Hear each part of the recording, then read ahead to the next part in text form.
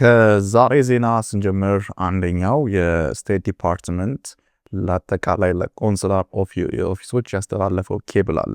በዚህ ኬብል መሰረት አዲስ ጥያቄ ነው ለቪዛ ጠያቂዎች እንዲቀርብላቸው ኬብል ያስተላለፈው። ኦፊሰሮች ወይም ደግሞ ቪዛ የሚሰጡ ቪዛ የሚመቱ ኦፊሰሮች የአሜሪካ ውስጥ የሚገቡ ሰዎችን ማንነት አሜሪካ ውስጥ ገብተው በቢ1 በቢ2 ኤፍ1 ኦር ጄ1 ኤኒ ነን ኢሚግራንት ወይም ለመሰደድ አስበው የማይመጡ ሰዎች አሜሪካ ውስጥ እንደማይቀሩና እንደሚመለሱ ማረጋገጥ ግዴታ አለባቸው።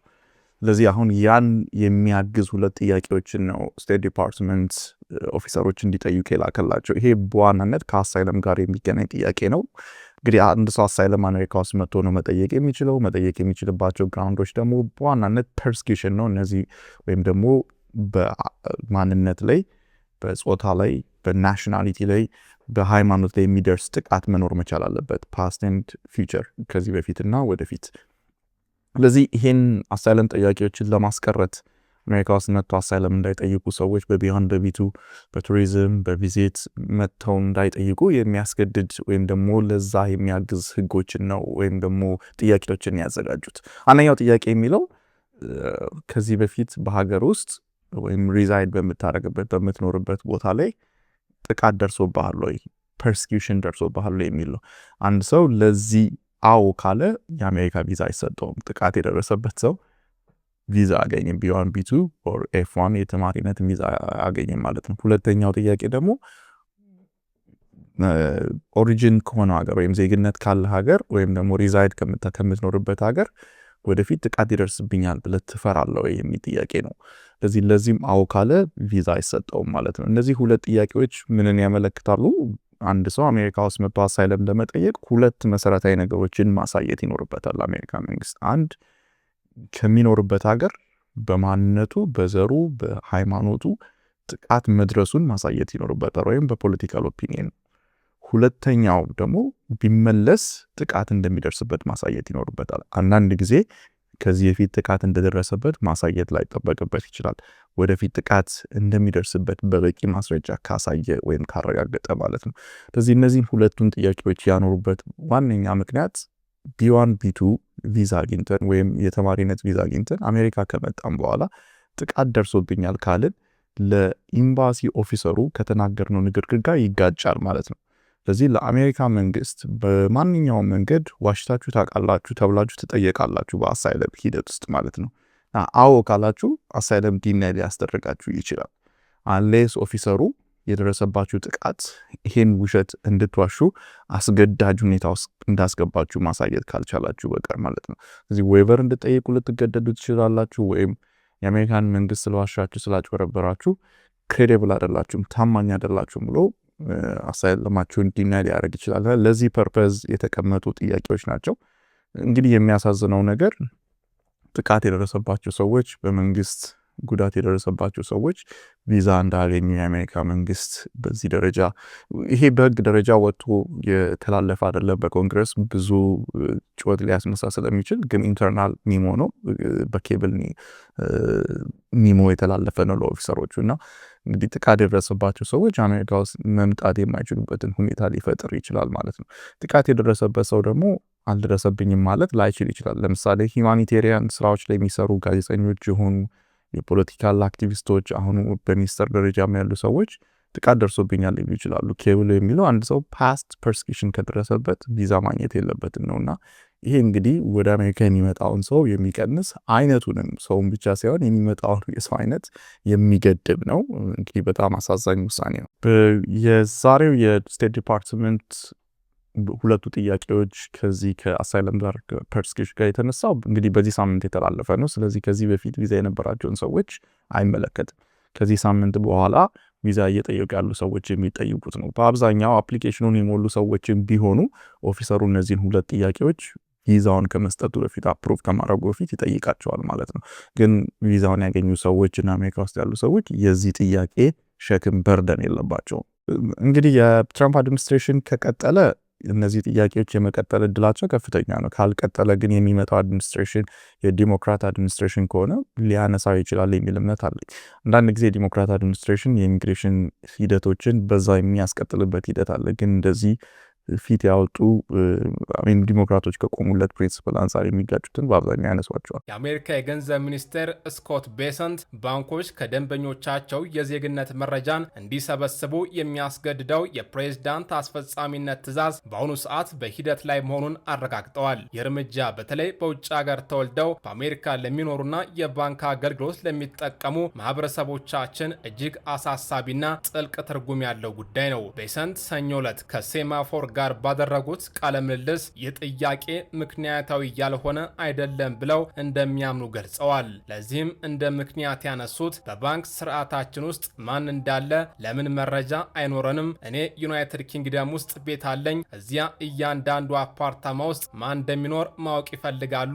እናም ይህ የውጭ አሸባሪ ድርጅት አካል አለመሆኑን እንዴት እናውቃለን የሚል ነው። ስለዚህ አስፈጻሚ ትዕዛዝ ተጨማሪ መረጃ ሲጠየቁ አንድ የዋይት ሃውስ ባለስልጣን ለታይም መጽሔት እንደተናገሩት አስተዳደሩ የባንክ ስርዓታችንን ተቀባይነት ከሌላቸው የብድር አደጋዎች ለመጠበቅና የባንክ አገልግሎቶች ለሁሉም አሜሪካውያን ተደራሽና ተመጣጣኝ ሆነው እንዲቀጥሉ ለማድረግ መንገዶችን ማሰላሰሉን ቀጥሏል። ይሁን እንጂ አስተዳደሩ አስፈጻሚ ትዕዛዙ ባንኮች በትክክል ምን አይነት የዜግነት መረጃ እንዲሰበስቡ እንደሚያስገድድ ዝርዝር ጉዳዮችን አላረጋገጠም። የዚህ አይነት መስፈርት ተጽዕኖ እጅግ ሰፊ ሊሆን የሚችል ሲሆን ለአሜሪካ የባንክ ስርዓት ዜጋ ላልሆኑ ሰዎች እንዲሁም የዜግነታቸውን ማረጋገጫ ሰነድ በቀላሉ ማግኘት ለማይችሉ በሚሊዮን ለሚቆጠሩ አሜሪካውያን ዜጎች ትልቅ እንቅፋት ሊፈጥር ይችላል። በተጨማሪም ደንበኞች ይህን ሰነድ ማቅረብ ካልቻሉ ባንኮች የነባር ደንበኞችን አካውንት እስከ መዝጋት ይደርሳሉ ወይስ አይደርሱም? ወይም ደግሞ ይህ አስገዳጅ ሕግ እንዴት ተግባራዊ እንደሚደረግ እስካሁን ግልጽ አይደለም። የሕግ ባለሙያዎች እንደሚሉት ይህ አስፈጻሚ አካል እርምጃ የሕግ ተግዳሮቶች ሊገጥሙት ይችላሉ። በየካቲት ወር መገባደጃ ላይ በርካታ የመገናኛ ብዙሃን ምንጮችን ጠቅሰው እንደዘገቡት አስተዳደሩ በባንኮች ላይ እንዲህ አይነቱ መስፈርት ለመጣል እያሰላሰለ ነበር። ዎል ስትሪት ጆርናል እንደዘገበው አሁን እየታሰበበት ያለው እርምጃ ባንኮች የአሜሪካን የባንክ አካውንት ለማቆየት የሚፈልጉ አዳዲስም ሆነ ነባር ደንበኞችን እንደ ፓስፖርት ያሉ የተወሰኑ ሰነዶችን እንዲጠይቁ ሊያደርግ ይችላል። በዚህም መሰረት ሪል አይዲ የአንድን ሰው ዜግነት ስለማያረጋግጡ እንደ ብቁ ሰነድ ተደርገው እንደማይቆጠሩ ሴማፎር ዘግቧል። የዋይት ሃውስ ቃል አቀባይ በየካቲት ወር ለዜና ማሰራጫዎች እንደተናገሩት በዋይት ሃውስ በይፋ ያልተነገረ ማንኛውም ፖሊሲ ነክ ዘገባ መሰረተ ቢስ ግምት ነው ብለዋል። ይሁን እንጂ የገንዘብ ዝውውርና የሽብርተኝነትን የገንዘብ ድጋፍን ለመከላከል በባንክ ሚስጥራዊነት ሕግና በዩኤስ ፓትሪዮት አክት ተግባራዊ የተደረጉት ነባር ደንበኞችን እወቅ የሚሉት ደንቦች የፋይናንስ ተቋማት ከደንበኞች መሰረታዊ መረጃ እንዲሰበስቡ ያስገድዳሉ። ነገር ግን ደንበኞች የዜግነት መረጃ እንዲያቀርቡ ማስገደድ ከዚህ ቀደም ታይቶ የማይታወቅ እርምጃ ነው። ይህ ጉዳይ የፖለቲካ ድጋፍም እያገኘ መጥቷል። የአርካንሳስ ሪፐብሊካን ሴናተር ቶም ኮተን በየካቲት ወር ይታሰባል ለተባለው የአስፈጻሚ እርምጃ ከፍተኛ ድጋፋቸውን ገልጸዋል።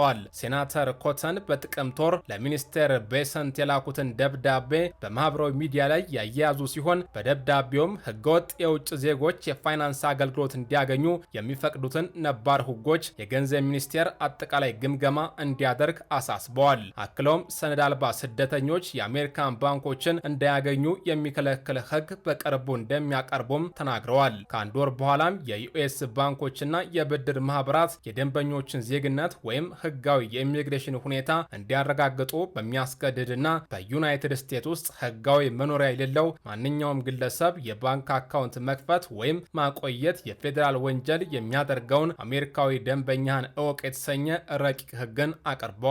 ሴናተሩ በመግለጫቸው የአሜሪካን የባንክ ስርዓት ማግኘት ህጎቻችንና ሉዓላዊነታችንን ለሚያከብሩ ብቻ ሊሰጥ የሚገባ ልዩ መብት ነው ብለዋል። ለእኛ ኮሚኒቲ ይህ ማለት ምን ማለት ነው? ተቾች እንደሚያነሱት ይህ እርምጃ በፋይናንስ ተቋማትና በአጠቃላይ በአሜሪካ ኢኮኖሚ ላይ ከፍተኛ ወጪ ሊያስከትል እንደሚችል በርካታ አሜሪካውያን ዜጎችን ከባንክ አገልግሎት ሊያግድ እንደሚችልና በደንበኞች የግል መረጃ ደህንነት ላይ ስጋት ሊፈጥር እንደሚችል ይከራከራሉ።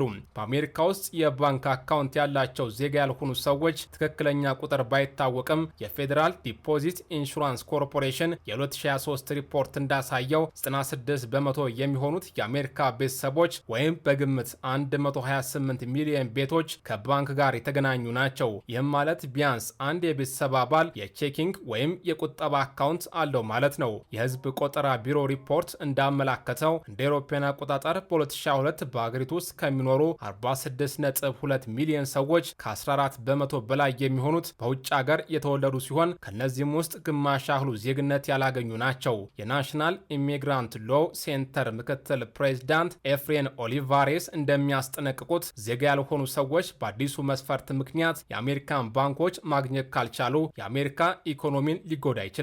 በቢዝነስ በቱሪስትና በኢንቨስተር ቪዛ እዚህ ያሉ ዜግነትና የቋሚ ነዋሪነት ፍቃድ የሌላቸው ብዙ ሰዎች አሜሪካ ውስጥ ቢኖሩም በሚሊዮን ምናልባትም በቢሊዮን የሚቆጠር ዶላር ወደዚች ሀገር ኢኮኖሚ እንደሚያመጡ ኦሊቨሬስ ለታይምስ ተናግረዋል። ችግሩ ስደተኞችን ብቻ የሚነካ አይደለም። እንዲህ አይነት መስፈርት ከተተገበረ የተወሰኑ አሜሪካውያን ዜጎች ከባንክ ሊታገዱ እንደሚችሉ ኦሊቨሬስ አክለዋል። የ2023 የብሬናን የፍትህ ማዕከል ጥናት እንዳረጋገጠው በግምት 21.3 ሚሊዮን የመምረጥ ዕድሜ ላይ ያሉ ዜጎች ወይም 9.1 በመቶ የሚሆኑት ዜግነታቸውን የሚያረጋግጡ ሰነዶችን በቀላሉ ማግኘት አይችሉም። ይህ የአስፈጻሚ ትዕዛዝ እንዴት እንደሚነበብ ላይ በመመስረት ፓስፖርት የሌላቸው፣ መንጃ ፍቃድ የሌላቸው ወይም ትክክለኛ መታወቂያ የሌላቸውን ብዙ የአሜሪካውያን ዜጎች የባንክ አካውንት እንዳይከፍቱ ሊያግድ ይችላል ብለዋል ኦሊቫሬስ። ከዚህ ባለፈ ትልቁ ስጋት የደህንነትና የግል መረጃ ጥበቃ ጉዳይ ነው። ዩኒዶስ የተሰኘው የላቲኖ የሲቪል መብቶች ድርጅት ከፍተኛ ምክትል